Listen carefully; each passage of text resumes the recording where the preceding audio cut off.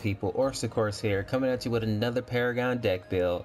Today we're going to be looking at Steel. Well, in my opinion, I think he's the best tank in the game, but that's up to opinion, of course. But let's go ahead and jump into it. So, Steel, Intellect, Order. I start my Steel off with the Centurion as his prime cards. When you get the prime buff, you'll get an extra 1,000 health, 100% damage bonus. Now, depending on how you're building it, like if you're going really heavy, like bruiser tank, you might go with the Warlord. But I like to make them tanky, so I go with the Centurion. Now, the consumables, I filled it out because it depends on how you're actually playing. So when I'm laning by myself, if I get into that situation, because sometimes you do, you know, I'll go with the health potion, Scout's Ward, strike token.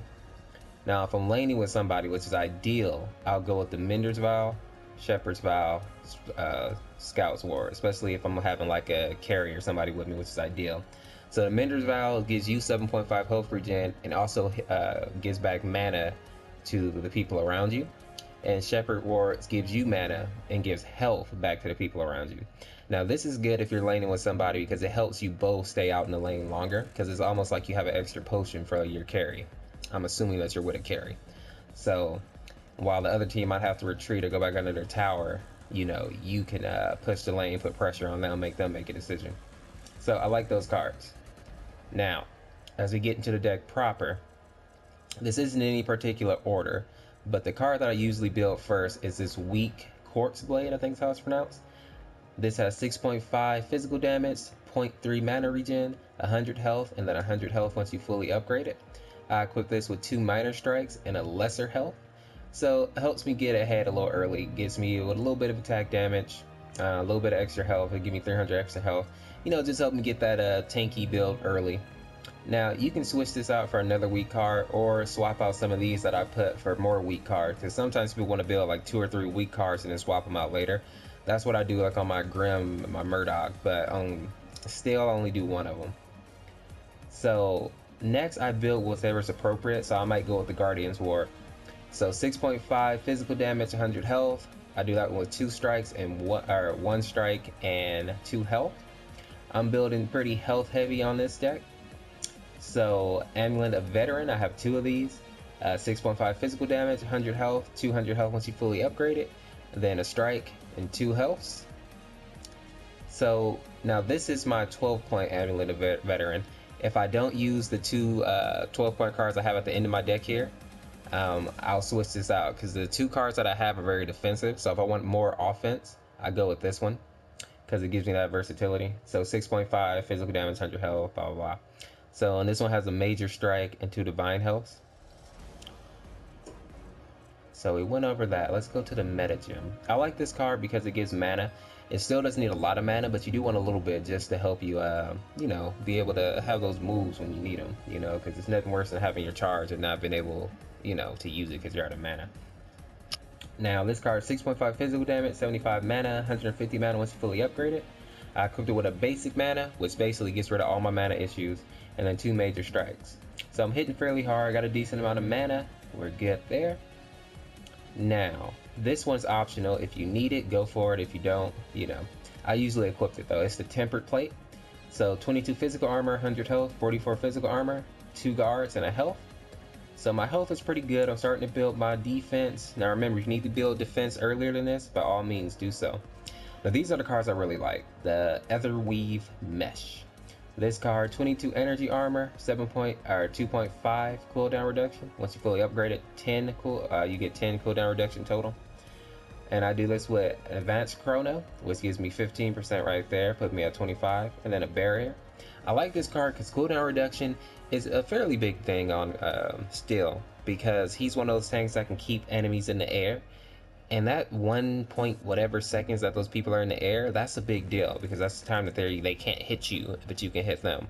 It interrupts ultimates, all that good stuff. So I like having cooldown reduction on them in that defense, make them tanky. And then right here with the Quantum Casing, we have same thing, 22 physical armor, 2.5 cooldown reduction, 7.5 once you max it out, putting you at 10%. And then we have the Advanced Chronos, putting you at 25% once you're done, and then a guard, giving you a 44 physical armor. So I don't go heavy on the armor with him. I go kind of heavy on the physical armor, but nothing crazy. You don't have to use both of these, and if you do, you will be over the cap for cooldown reduction, so you might have to replace something. Usually I don't use both of them. I use the one that's more relevant, and then I go with the Amulet of Veteran. So like if they have physical champions, I won't put the Ether Weave Mesh, and I'll go with the Amulet of Veteran. Put me at 25 cooldown reduction and pretty good attack, good amount of health. So, but that's up to you. This is how I'm building my steel right now. So let's go ahead and take a look at his moveset.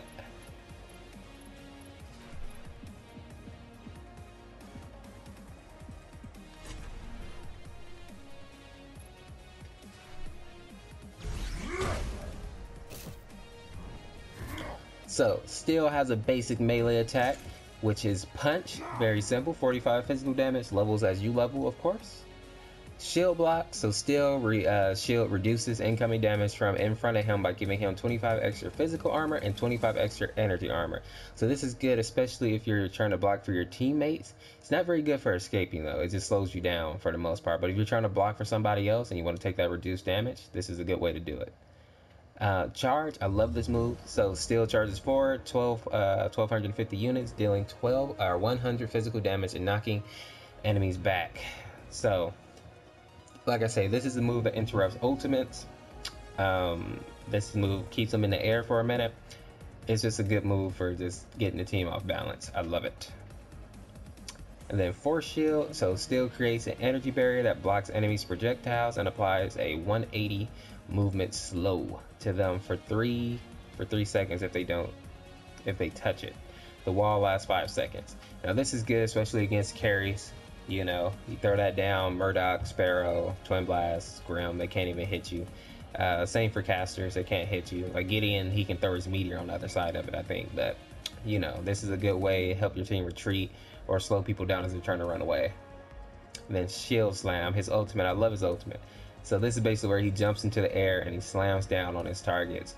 And it basically knocks him up for 2 seconds, I think. It says it applies a stun for 2 seconds. I think that's where they're in the air, though. So, knocking up all enemies and applying. So, maybe it does both. I thought it just knocked them up, but apparently it applies a 2-second stun as well. I didn't even notice that. So, I love this move. It's a great initiator, but it can also be used to escape. So, if you get caught out and you're running away, you know, let the team hit on you a little bit. Make sure they're not in travel mode, and then you can just jump right out of there. This move creates enough distance where you can get away usually, especially with your charge. So yeah, people, that's what I have for Steel so far. Let me know what you think down in the comments, what you like about this build, what you don't like. How are you building your Steel? I want to know so I can make mine better. You know, I'm always open for suggestions. In any case, people, that's all I have today. This is Orseofkorse. Thank you for viewing the video. I appreciate you. We'll see you in the next one. Make sure to like, sub, share the video out. It's always appreciated. Have a good one.